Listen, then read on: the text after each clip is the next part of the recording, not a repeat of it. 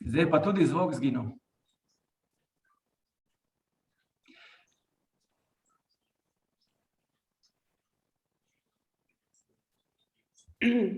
Spoštovani, spoštovane, prijazen pozdrav dobrodošlice na predstavitvi Fakultete za podiplomski študij Univerze v Novi Gorici. Dogodek je skupaj s številnimi drugimi vključen v okvir Evropske noči raziskovalcev 2021. Lepo med nami pozdravljam dekana Fakultete za podiplomski študij in vse direktorje in direktorice programov. V sledečih 40 minutah se bomo osredinili na predstavitev programov doktorskega študija, ki jih ponuja Fakulteta za podiplomski študij Univerze v Novi Gorici. Hkrati pa bomo pretresali tudi možnosti in priložnosti doktorskega študija nasploh, kot iztočnice in odskočne deske za nadaljnjo karierno pot. Tako v akademskih kot neakademskih vodah. V primeru dodatnih vprašanj predlagam, da izkoristite čas po predstavitvi ali pa vprašanja zapišete v klepetalnico in jih bomo ob koncu predstavitev postavili in predstavili našim sogovornikom. Za uvodne besede in poslanico v naše današnje druženje pa lepo prosim dekana Fakultete za podiplomski študij, profesorja dr. Iztoka Arčona, da nam spregovori. Hvala lepa, lepo pozdravljeni. Torej, dovolite še posebej, preden začnem, da opozorim, da se tale dogodek snema in smo dolžni seveda vse prisotne opozoriti, da se s tem strinjajo.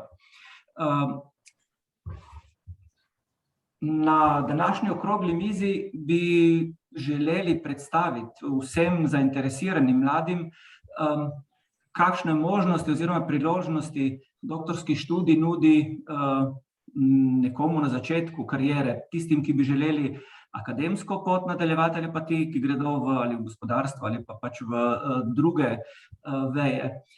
Preden bomo predali besedo kolegom, direktorjem, direktoricam doktorskih programov, dovolite samo nekaj besed o organizaciji doktorskih študijev na Univerzi v Novi Gorici.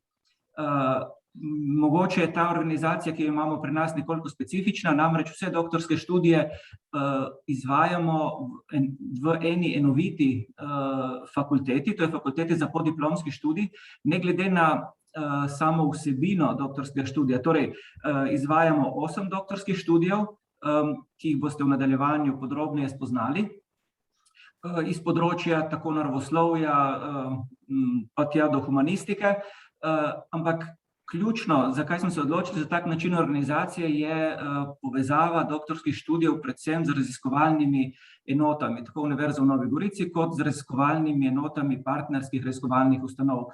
Skratka, poudariti hočemo, da doktorski študij je poseben v tem, da je osnovna oziroma glavna njegova značilnost je raziskovalno delo študenta in želimo zagotoviti vsakemu študentu, da to raziskovalno delo uspešno opravlja, torej omogočimo mu s pomočjo mentorja delo v naših raziskovalnih enotah ali v raziskovalnih inštitucijah partnerskih ustanov. In kot verjetno veste, doktorski študij traja 4 leta, od tega je pravzaprav samo 1 leto namenjeno običajnim predmetom, torej organiziranim oblikam študija, ostali čas je namenjen individualnemu raziskovalnemu delu, ki ga študent opravi s pomočjo v sodelovanju z mentorjem ali pa z raziskovalci v laboratoriju.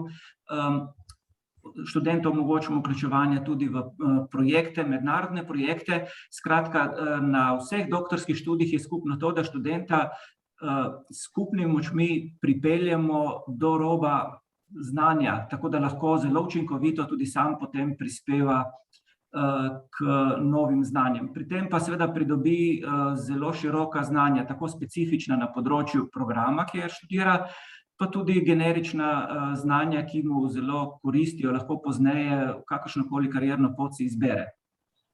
Tako da jaz bi sedaj predal besedo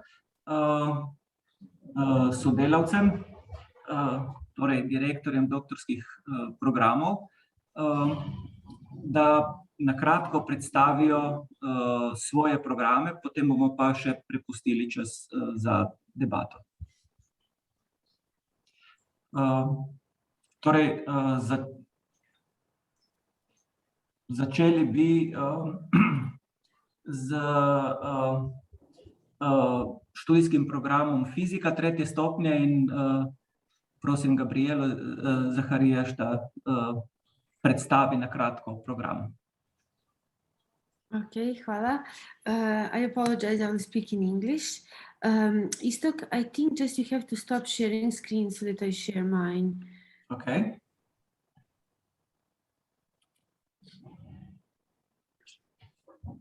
Okay, let me just see. Do you see full screen? Yes, we see. You can continue. Yes. Okay, so I just have a few slides where I wanted to present sort of PhD studies in physics at the University of Nova Gorica, sort of to explain what it is, how you can study or enroll and study, and then why, sort of to motivate a little bit like Istok already did in part. So PhD studies at UNG are Bologna 3rd level, and they're focused student research activity. In particular in physics, we have these 5 centers and laboratories that are active in research and international collaborations, that our students, when they come, they affiliate with one of these labs and do the research work there. So those labs are a Center for Astrophysics and Cosmology that has 12 staff members and postdocs and 6 students, for example, this year. Laboratory of Organic Matter Physics, again, 5 staff members, 2 students. This year, Materials Research Laboratory, 11 staff members and 7 students. Laboratory of Quantum Optics, 5 members and 3 students, and Center for Atmospheric Research, which is sort of a new group that has 4 staff members now and sort of is looking for students next year.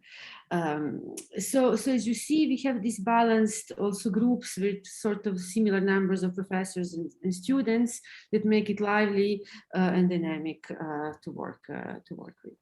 We also, together with being part of several international collaborations, these centers and labs are also, some of them have very active collaboration with industries. So again, our students get a chance to work in industries as well. Yes, so how? So this, again, as Istok was saying, this is a 4-year program. In physics, during the 1st and 2nd year, students can choose also topics to sort of listen to courses and pass exams. We have a long list of courses. I just put selected group here from all these different fields, from atmosphere, particle physics to chemistry of solid state and so on. So students can choose from those. And also already from the 1st year up to the 4th year, they do a lot of research work, of course. So then why? Again, by studying physics, students tackle some of the most complex problems in science today, which then trains them in analytical thinking, in problem solving, state-of-the-art mathematical tools that then they can apply then throughout their lives. So majority of students decide to stay in academia, but also significant fraction goes to the private sector. And their options are many. For example, I took this from Quora sites that says that most of the PhD students in physics that leave academia typically work in consultancy, as quantitative researchers in a sort of finance. They can be industrial researchers, also work in tech companies like Google.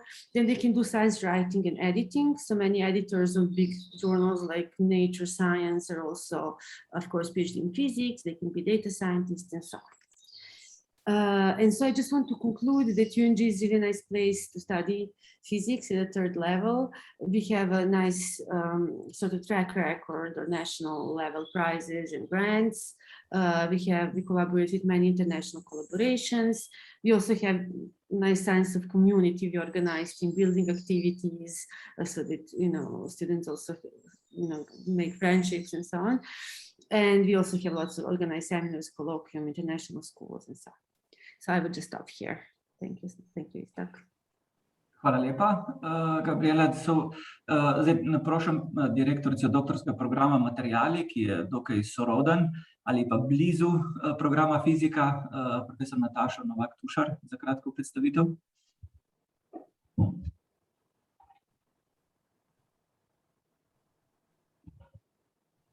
Ja, mikrofon, Nataša.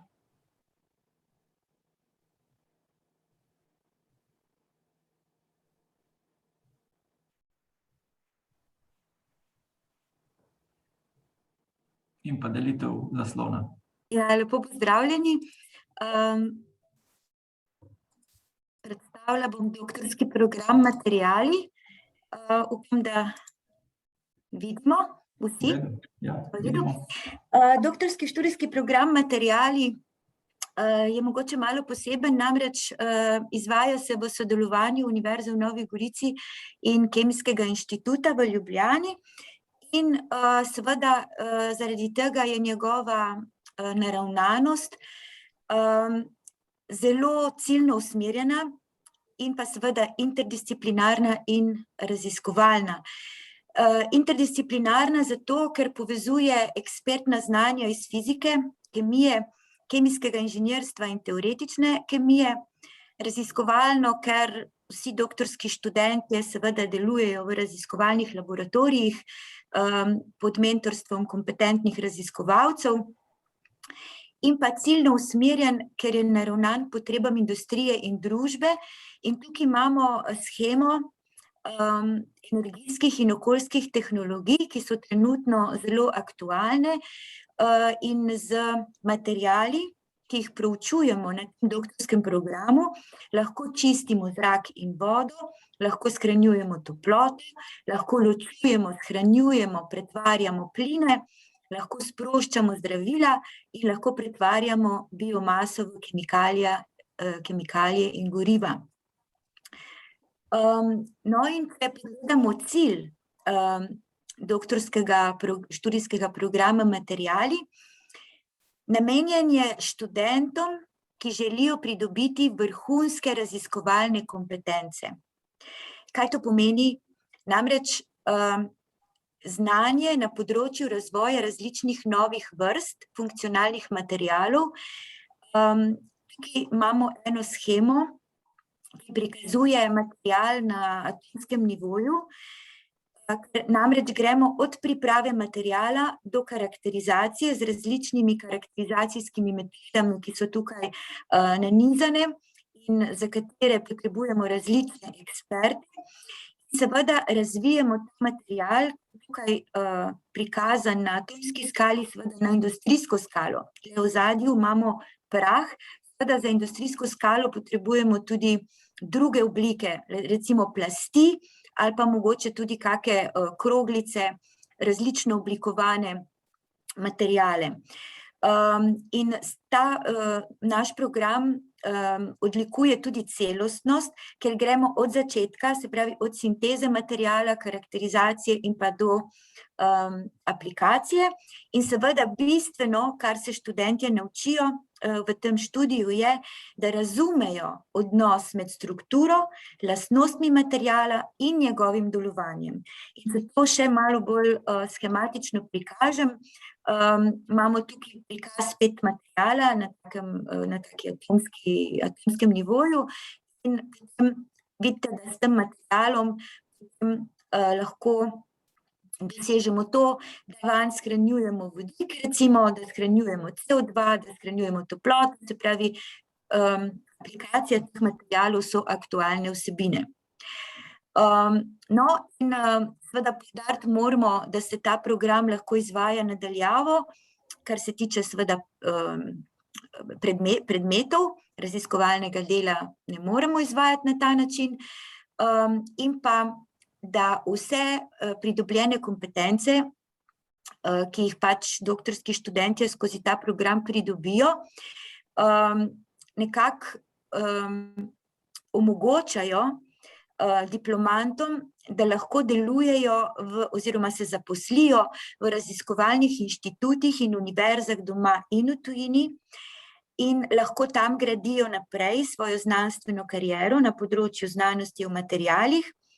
In pa seveda, kar je tudi zelo pomembno, lahko se zaposlijo v industrijskih razvojnih oddelkih doma in tujini in tam lahko prevzemajo najvišje vodstvene funkcije na področju vsebinskih vprašanj glede razvoja novih tehnologij in izdelkov ter strateških usmeritev podjetja.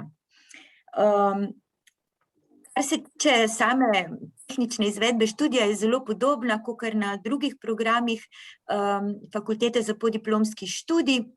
Mogoče bi poudarila samo to, da doktorand lahko 24 kreditnih točk pridobi na drugih doktorskih programih ali pa na ustreznih akreditiranih doktorskih programih na drugih univerzah, in sicer doma in tujini, in seveda dizertacija je v angleščini.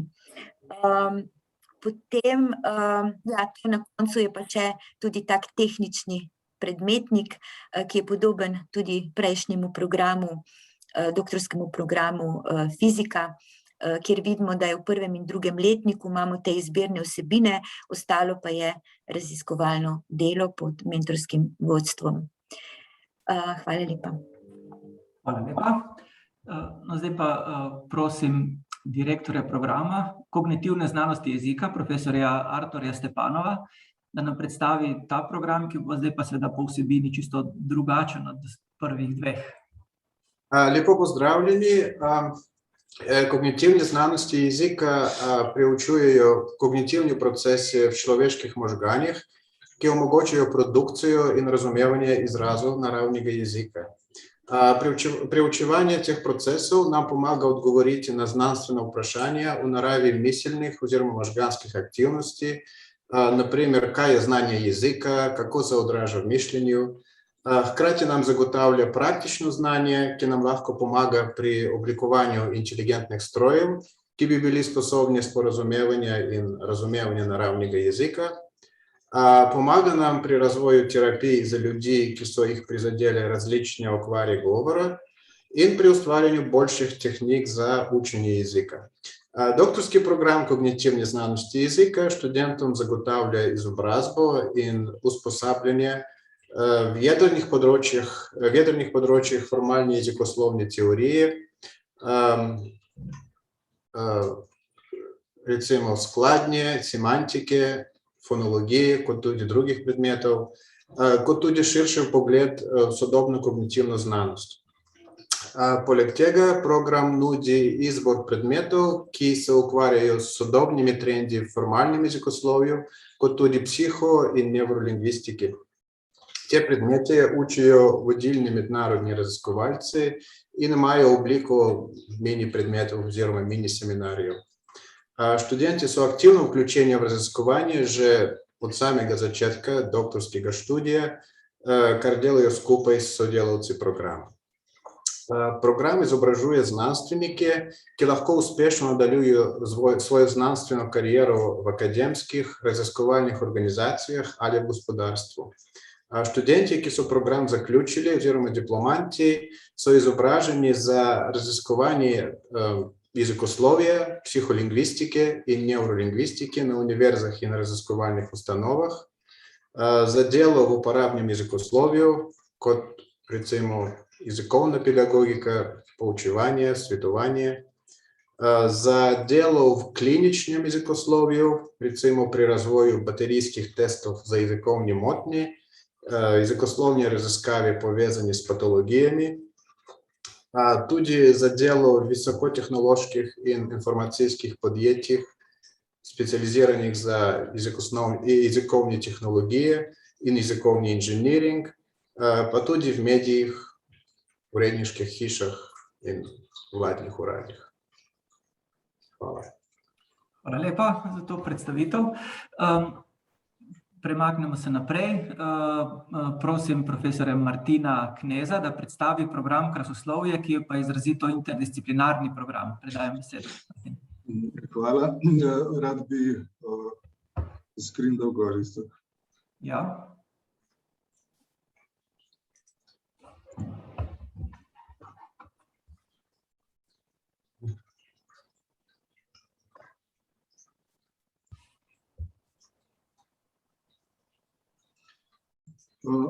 Ja, hvala lepa za besedo, lepo pozdravljeni vsi skupaj. Sem seveda ponosni sodelavec Univerze v Novi Gorici, moja bazična ustanova pa je Znanstveno-raziskovalni center Slovenske akademije znanosti in umetnosti.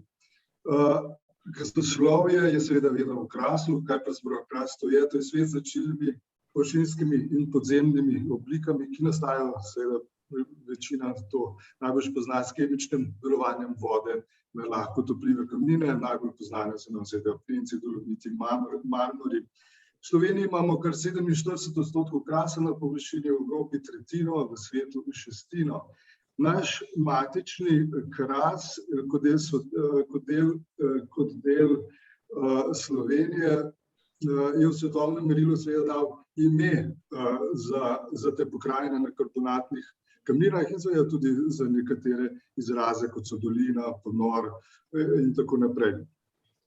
Zamisel za ta študij se je porodila med raziskovalci Inštituta za raziskovanje krasa ZRC SAZU že v koncu prejšnjega stoletja. Naš študijski program krasoslovja ponuja celovit študij krasoslovja. To je študij kraškega površja, študij kraškega podzemlja in kraških vod v enem študiju. Slovenija je prva uvedla oziroma omogočila ta samostojni študij krasoslovja kot celote in je še vedno edini primer samostojnega in celovitega študija krasoslovja v svetu.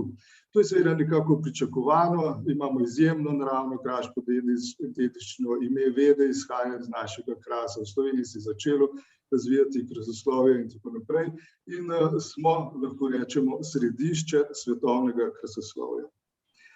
Naš študij je edini študij, kjer lahko študent dobi naziv doktor znanosti z področja krasoslovja. Namenjen je študentom naravoslovnih in sorodnih ved, ki so usmerjeni k znanstveno-raziskovalnemu delu, seveda pa tudi načrtovalcem, upravljavcem in drugim, ki se želijo podrobneje seznaniti s krasom. Študij je zasnovan kot mednarodni in seveda tudi, da študenti lahko dobijo stik s svetovnimi smernicami v krasoslovju. Študenti imajo možnost povezovanja svojih tematik tudi s sorodnimi programi med študijem in seveda tudi na drugih fakultetah. Do sedaj so se študija udeležili študenti iz Severne, Srednje in Južne Amerike, iz Evrope in Azije. Na študij lahko rečem posebej bogati, poleg majhnega števila temeljnih obveznih predmetov, ki jih imamo 9, kar 42 izbirnih predmetov. Večina predavateljev prihaja iz Inštituta za raziskovanje krasa, imamo pa še 6 predavateljev, izbranih predavateljev iz drugih evropskih držav in enega iz Južne Amerike. Trenutno študira 15 študentov iz 8 držav, tukaj so države obarvane z zeleno, 6 študentov iz 5 držav študij zaključuje. 25 študentov pa je uspešno zaključilo doktorske naloge iz 10 držav, iz Slovenije, Italije, Brazilije, Srbije, Bosne in Hercegovine, Makedonije, Kanade, Hrvaške, Kostarike in Združenih držav. Kot vodja tega programa sem seveda zelo zadovoljen, da so naši študenti uspešni pri zaposlitvi in nadaljnjem delu, tako so se zaposlili kot podoktorski študenti vodilnih univerz v tujini, seveda kot visokošolski predavatelji, kot vodje oddelkov raziskovalno-storitvenih ustanov, kot raziskovalci v storitvenih družbah, v znanstveno-raziskovalnih ustanovah Akademije znanosti in nenazadnje tudi kot raziskovalci in upravljavci v naravovarstvenih regijskih parkih. Zelo smo ponosni, da je UNESCO leta 2014 naš študij spoznal kot nekaj izjemnega v svetu in ga imenoval UNESCO Chair of Karst Education, kar smo v slovenščino prevedli krasoslovno študijsko središče UNESCO. V svetu, kot morda veste, je okrog 860 takih sedežev v 132 državah, 30 se jih tako ali drugače nekako ukvarja z okoljem, 10 z izobraževanjem, samo naš pa ima v svojem imenu besedo kras. Hvala lepa. Hvala lepa, Martin, za lepo predstavitev in predajam besedo profesor Saši Dobrečič, da predstavi študijski program Študij kulturne dediščine. Hvala lepa za besedo. Torej, širimo se po krasoslovju še malce širše na območje dediščine. Torej, na področju študijev kulturne dediščine, grajenega okolja in kulturne krajine ponujamo 2 študijska programa, in sicer doktorski študij kulturne dediščine, ki traja 4 leta, kakor tudi enoletni program za izpopolnjevanje ekonomike in tehnike konservatorstva, arhitekturne in krajinske dediščine. Želim poudariti, da oba programa predstavljata nekako pobudnike podiplomskega izobraževanja na področju celostnega pristopa pri varstvu, načrtovanju in upravljanju kulturne dediščine, tako v nacionalnem, kakor tudi v širšem mednarodnem kontekstu. Vsebino programa je leta 2005 zasnovala skupina vrhunskih mednarodnih strokovnjakov, ki še danes predstavljajo širok spekter pedagoških in raziskovalnih sodelavcev, ki izvajajo študijske vsebine, zagotavljajo solidno vpetost v mednarodno raziskovalno okolje, kakor tudi predstavljajo bogato ponudbo strokovnjakov, ki pokrivajo številne mentorske dolžnosti. Naj omenim še to, da je enoletni program za izpopolnjevanje, ki je v tujini veljaven kot master 2. stopnje, skupni mednarodni program, torej konkretno ponuja skupno diplomo z Univerzo UAV iz Benetk. Študenti doktorata pa se lahko odločijo tudi za opcijo dvojne diplome, ki jo prav tako izvajamo z Univerzo UAV. Seveda izvajanje skupnih mentorstev prav tako omogočajo številne partnerske univerze, ki sodelujejo že vrsto let pri izvajanju pedagoških in raziskovalnih dejavnosti. Osrednji cilj našega študija in raziskovalnega dela je vsekakor interpretacija obstoječih in raziskovanje novih teoretskih in metodoloških izhodišč, ki omogočajo boljše razumevanje dediščine kot pomembne komponente pri iskanju rešitev, ki nam postavljajo sodobni družbeni, ekonomski in okoljski izzivi. Torej, dediščine ne obravnavamo kot problem in njeno ohranjanje nekako ne razumemo izključno kot kulturno obveznost ali celo ekonomsko breme, temveč vse bolj kot gonilo in magnet trajnostnega razvoja, kar seveda presega tradicionalno pojmovanje dediščine kot izključno zapuščine preteklosti.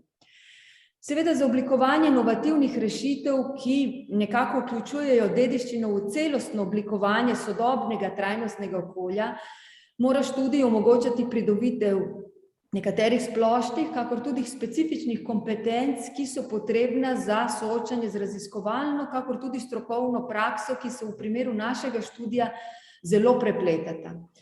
Torej, na študiju boste spoznavamo skupaj evolucijo mednarodne konzervatorske doktrine in njenih nosilnih inštitucij, spoznavamo osnove in evolucijo urbanega, krajinskega, teritorialnega ohranjanja, predvsem pa se soočamo z izzivi celostnega oziroma holističnega pristopa, ki povezuje snovno in nesnovno dimenzijo dediščine, deluje na mikro in makro nivoju in je ključnega pomena za ohranjanje in valorizacijo tako imenovanega dediščinskega vzdušja, ki ne izključuje sodobne dimenzije kreativnega oblikovanja, predvsem pri ponovni uporabi dediščine. Prav tako vsako leto obnavljamo trajnostna poglavja v dediščinskem kontekstu, kot so na primer krožni modeli financiranja in upravljanja dediščine, torej krožna ekonomija, aplikacijo sonaravnih rešitev za soočanje z najbolj perečimi problemi tudi širše grajenega okolja, kakor tudi globoko poznavanje aktualnosti tradicionalnih in zgodovinskih gradbenih materialov in tehnik, ki so pogosto najbolj dostopen spekter trajnostnih rešitev.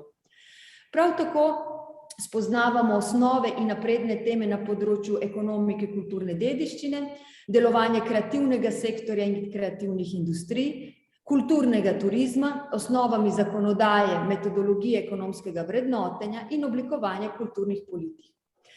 Verjamem, da je iz navedenega povsem razvidno, da je naš študijski program zasnoval na izrazito interdisciplinarnem pristopu, ki zagotavlja močno mednarodno raziskovalno vpetost.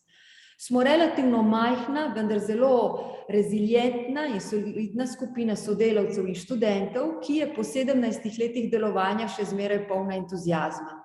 Naše pedagoško in raziskovalno delo izvajamo kooperativno in izzivno, prav tako pa skrbimo, da se živahno in prijateljsko vzdušje vzdržuje skozi celoten potek študija, kakor tudi kasneje po zaključenem študiju so naši alumni pomemben del raziskovalne in strokovne mreže samega študija. Hvala lepa. Hvala lepa, Saša. Zdaj pa prehajamo še na predstavitev doktorskega programa Molekularna genetika in biotehnologija in prosim direktorico programa Martino Bergant-Marušič, da predstavi svoj program. Še zvok. Ja, zvok prihaja, tudi slika. Tudi verjetno omogočen deliti zaslon, če je potrebno. Ja, prosim. Se deli, ne? V redu, ja, vidimo. Lepo pozdravljeni. Zdaj prehajamo na ta bolj, ko se reče, biološki del oziroma na področje ved o življenju. Naš program Molekularna genetika in biotehnologija pravzaprav pokriva eno tako zelo široko področje, ne samo genetike, tudi splošne molekularne biologije in seveda kot aplikativni del in izrabo teh znanj v biotehnoloških aplikacijah. Nastal je kot rezultat neka taka čezmejnega sodelovanja na teh področjih med našo univerzo v Novi Gorici in pa Mednarodnim raziskovalnim centrom ICGB iz Trsta, s katerim sodelujemo vse od leta 2005 zelo močno, tako pri izvajanju kot tudi pri sestavljanju oziroma nadgrajevanju tega programa. Zdaj trudimo se, da bi izobrazili mlade strokovnjake, ki bi ta svoja znanja pridobljena tekom študija lahko kot primer recimo bazičnega znanja oziroma tudi aplikativnega znanja izrabili na področjih, različnih področjih v medicini, v zdravstvu, v živalski rastlinski biologiji in biotehnologiji, v varstvu okolja, to se pravi tudi v bazičnih raziskavah, skratka na vseh teh relevantnih področjih. Kot čisti aplikativni del je pa potem seveda ta biotehnološki del, kjer se številni naši diplomanti tudi zaposlujejo v industrijski produkciji človeku koristnih proizvodov, recimo v lokalnem okolju imamo dobre primere na področju živilske industrije in različna specializirana biotehnološka podjetja, ki jih je vedno več, recimo en tak primer je Bioseparations na naši strani ali pa recimo Ulisse Biomet na italijanski strani. Zdaj, kar se tiče študija, je seveda sestava je podobna kot tudi drugim programom. Zdaj, rada bi pa poudarila ta individualni pristop in tudi individualno izbiro študentov. Mi zelo se prizadevamo, da je ta segment res prilagojen potrebam posameznega študenta. Tu govorimo o izbirnih predmetih, ki jih študent lahko izbere pri nas v okviru UNG oziroma med številnimi delavnicami na ICGB-ju ali pa tudi na drugih univerzah. Potem so tudi seminarji vabljenih predavateljev, kjer aktivno sodelujejo pri izboru tudi sami študentje in seveda pri izbiri strokovnih člankov, ki jih redno predstavljajo v okviru teh znanstvenih bralnih krožkov. Seveda še največji del doktorskega programa pa je individualno raziskovalno delo, ki poteka prav tako v številnih laboratorijih, ne samo na univerzi. Študenti so tudi v drugih inštitucijah ali v razvojnih oddelkih teh biotehnoloških podjetij in praviloma so vpeti v nek tak širši raziskovalni program raziskovalne skupine, v kateri deluje njihov mentor. Na ta način se jim zagotavlja ustrezno podporo pri njihovem raziskovalnem delu, pa tudi umestitev in tak širši raziskovalni ali pa aplikativni kontekst. Mogoče bi tukaj še poudarila, da nudimo, da tem študentom se res veliko ukvarjamo z individualnim svetovanjem in podporo in jim sledimo tekom študija od prvega letnika do zadnjega letnika. Eno tako pomemben dogodek, ki je namenjen temu sledenju in je tudi letno srečanje vseh študentov in njihovih mentorjev, ki ga naredimo konec šolskega leta, kjer študentje predstavijo svoje raziskovalno delo v preteklem letu sebi, svojim sošolcem in seveda tudi mentorjem in ostalim prisotnim, tam povejo, morebitnih izpostavijo te težave, ki so se mogoče pojavile, njihove plane. Komisija, ki je tudi del tega srečanja in je v stalni sestavi, sledi napredku, to se pravi vsako leto ocenjuje napredek posameznega študenta in je aktivno vključena tudi v reševanje težav ali težav z raziskavami, težav v komunikaciji z mentorji in podobno. Tako da je to, se mi zdi, en tak zelo pomemben del tega programa. Zdaj, poleg teh specifičnih kompetenc so pa seveda tudi splošne kompetence, ki jih želimo razvijati in smo močno osredotočeni na njih, in to je predvsem recimo laboratorijska praksa in raziskovalne spretnosti. Mi želimo, da so naši diplomanti ob koncu študija sposobni samostojnega dela v laboratoriju, samostojnega načrtovanja, izvajanja in tudi evalvacije svoje raziskovalne dejavnosti in kasneje seveda tudi učinkovite predstavljene, tako da razvijamo tudi spretnosti z področja informacijskih tehnologij, analize podatkov, statistične analize in seveda razvijanju teh predstavitvenih spretnosti, tako strokovni kot tudi širši javnosti, ker mislimo, da sploh ta predstavitev širši javnosti vidimo, da je lahko zelo problematična na področju ved v življenju, recimo, kar se vidi tako pri gensko spremenjenih rastlinah, kot pri v zadnjem času pri cepivih, in se zelo trudimo, da bi naši diplomanti bili usposobljeni tudi v tem segmentu. Tako, s tem bi zaključila in se zahvaljujem za besedo. Hvala lepa. No in preidemo še na področje humanistike in prosim direktorico doktorskega programa humanistika, Ano Toroš, da predstavi ta študijski program. Lep pozdrav še v mojem imenu. Doktorski študijski program humanistika je usmerjen na 3 znanstvena področja, in sicer literarne vede, zgodovina ter migracije in medkulturni odnosi. No, in s tem v zvezi bi spomnila, da bosta mesti Gorica in Nova Gorica Evropska prestolnica kulture 2025. In ta dosežek izhaja tudi iz edinstvene zgodovine obeh mest in kaže na potencial, ki ga ima raziskovalno delo na področju humanistike v našem okolju, tudi na naši univerzi, ob slovensko-italijanski meji med Gorico in Novo Gorico. Omogoča namreč hvaležno raziskovalno delo na terenu, torej raziskovanje migracijskih, zgodovinskih in literarnih procesov na stičišču slovanskega, germanskega in romanskega prostora. Je kulturno izjemno bogato, ima razgibano zgodovino, zaznamovano je denimo z goriško mejo, širše gledano je raziskovalno stimulativno zaradi tržaške literature, tržaške zgodovine, odprto pa je tudi migracijskim in kulturnim izzivom Beneške Slovenije, Rezije in s tem povezanim vprašanjem identitete, večjezičnosti, večkulturnosti in manjšinskih vprašanj. Lahko torej rečemo, da imamo v našem okolju svojevrsten laboratorij za raziskovanje zadevnih globalnih tematik na lokalni ravni, kar pa omogoča tudi komparativne študije s sorodnimi področji drugje po Evropi in po svetu. In to so v zadnjih letih s pridom izkoristili tudi gostujoči študentje. Tako smo imeli v študijskem letu 2017-18 študenta z Univerze na Dunaju, ki se je zanimal za literaturo v slovenskem in italijanskem jeziku, vezano na Prvo svetovno vojno, konkretno na Soško fronto, in ta namen je s pridom izkoristil bogate arhive in knjižnice tako v Gorici kot Novi Gorici ter na Tržaškem. Sicer pa v zadnjih letih beležimo povečano zanimanje za naš program strani slovenskih in italijanskih kandidatov iz Furlanije Julijske krajine, medtem ko slovenski študentje prihajajo iz različnih slovenskih regij, tuji študentje pa tudi od zelo daleč, recimo imamo enega študenta v 3. letniku iz Armenije, ki se ukvarja s področjem migracij. Naši študentje so tekom študija vključeni, kolikor želijo, v raziskovalne, aplikativne projekte. Tako je bila denimo pred kratkim v projekt Eduka 2, se pravi čezmejni projekt, vključena ena naša študentka. Tekom projekta pa se je ukvarjala z večjezično literaturo Gorice in na tej osnovi skupaj z nami pripravila didaktična gradiva za proučevanje književnosti v čezmejnih okoljih.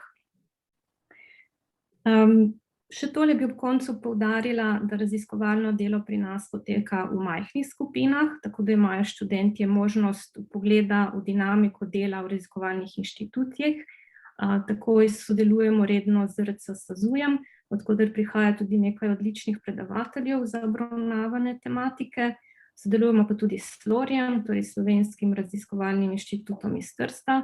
Dodana vrednost študija pri nas je zagotovo večja senzibilnost, torej študenti pridobijo senzibilnost za vprašanja povezana s čezmejnimi okolji, manjšinskimi vprašanji, ki so vedno bolj aktualna. Dobijo pa tudi kompetence za delo v večjezičnem in večkulturnem okolju, kar zagotovo olajša iskanje zaposlitve po koncu študija, tako v domačih kot tujih inštitucijah, čezmejnih okoljih, ki potrebujejo visoko izobražen kader z področja humanistike. Hvala lepa. Hvala lepa. Zahvaljujem se za to predstavitev. Povem naj, da imamo na Fakulteti za podiplomski študij še en doktorski program. To je doktorski program znanosti o okolju. Danes direktorja programa sicer ni z nami, ampak dovolite mogoče na kratko nekaj besed o tem programu. Ta program se pravzaprav ukvarja z izzivi, ki jih srečujemo vsak dan, se pravi izzivi okolja, globalnimi in lokalnimi, torej problemi tako na področju upravljanja z okoljem, kot tudi osnovnih raziskav na področju okolja. Gre za izrazito interdisciplinarni program. Na nek način je to nadaljevanje prve in druge stopnje študijskih programov okolja, ki jih imamo na Univerzi v Novi Gorici. Študentje se posvečajo recimo proučevanju temeljnih pojavov o okolju, izboljševanje tehnologij, okoljskih tehnologij, zmanjševanje obremenitev okolja, pa tudi razvoju novih tehnik zaznavanja onesnaževanja okolja, kar je zelo ključno, seveda meje detekcije je potrebno znižati, zato da lahko sploh ugotavljamo, kako je okolje obremenjeno. Program je recimo temu izrazito naravoslovno-tehniško obarvan, vendar zajema tudi vidike recimo aktivnosti, vpliva človekove aktivnosti na okolje in na kvaliteto bivanja ter globalne posledice vplivov na okolje. Skratka, kar se organizacije študija tiče, je podobno, kot ste slišali na predstavitvah drugih programov. Študente vključujemo v raziskovalno delo v laboratoriju za znanost o okolju na univerzi oziroma v mednarodne okoljske projekte. Kar nekaj študentov imamo pa tudi takih, ki so sicer zaposleni v industriji in rešujejo znotraj svojega doktorskega študija probleme iz svojega okolja, konkretne industrijske probleme. S tem zaključujemo ta predstavitveni del. Zdaj upam, da imamo še kako vprašanje. Mogoče bom pogledal, ali je kdo od prisotnih postavil tudi kako vprašanje.